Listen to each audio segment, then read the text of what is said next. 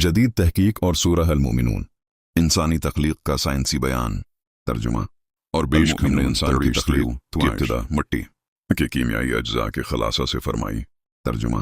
फिर उसे नुत्फा तौलीदी कतरा बनाकर एक मजबूत जगह रहम मादर में रखा, तर्जुमा। फिर हमने उस नुत्फा को रहम मादर के अंदर जोंक की सूरत में मुअल्लक वजूद बना दिया। फिर हमने उस मुअल्लक वजूद को एक ऐसा लोथड़ा बना दिया जो दांतों से चबाया हुआ लगता है। फिर हमने उस लोथड़े से हड्डियों का ढांचा बनाया। फिर हमने उन हड्डियों पर गोश्त और पट्ठे चढ़ाए। फिर हमने उसे तख्लीक की दूसरी सूरत में बदल कर तदरीजन नशू व निमा दी। फिर अल्लाह ने उसे बढ़ा कर मुहकिम वजूद बना दिया जो सब से बेहतर पैदा फरमाने वाला है।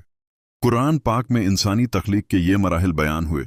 गिरवाड़ मटी सलाम 3, 2 नतफा, 3 अलका, 4 मदगे, 5 हड्डियों की तश्कील, 6 हड्डियों पर गोश्त चढ़ाना, 7 फिर नई मखलूक बन जाना। यह तरतीब हैरत अंगेज तौर पर जदीद साइंसी तहकीक से हम आहंग दिखाई देती है। साइंसी तहकीक कैसे हुई? दाब नतफा फर्टिलाइजेशन स्टेज। 17वीं सदी में माइक्रोस्कोप की ईजाद के बाद साइंसदानों ने पहली बार इंसानी सपरम देखा। 1670 में डच साइंसदान एंटोनी फन लेeuwenhoek ने माइक्रोस्कोप के जरिए सपरम सेल दरियाफ्त किया। आज साइंस बताती है मर्द का सपरम और औरत का अवोम मिलकर जिगोट फर्टिलाइज्ड सेल बनाते हैं। तो गेमेट्स गेमटिस के मिलने से बनने वाला पहला खलिया यही कुरान का नुत्फा है, यानी एक हकीर सी बूंद। इल्का क्लिंगिंग स्टेज। अरबी लफ्ज इल्का के 3 मानी हैं। चमटने वाली चीज, जॉइंट जैसी शक्ल, जमा हुआ खून जैसी साख्त। जदीद तहकीक फर्टिलाइज्ड एग रहम की दीवार से इम्प्लांट होता है। इब्तिदा में जनीन की शक्ल जोंक लीच से मुशाबा होती है। यह माँ के खून से ग़िज़ायत लेता है। मशहूर माहिर जनीन कीथ एल्मोर ने अपनी किताबों में इब्तिदाई जनीन की तस्वीर को जोंक से मुशाबा करार दिया और कुरान के बयान को साइंसी एतबार से काबिल गौर कहा।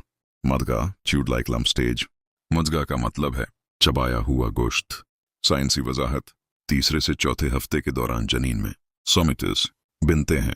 ये छोटे आभार ऐसे लगते हैं जैसे किसी चीज को दांतों से चबाया गया हो। माइक्रोस्कोपिक तस्वीरों में वाकई ये मरहला च्यूड सब्सटेंस जैसा दिखाई देता है।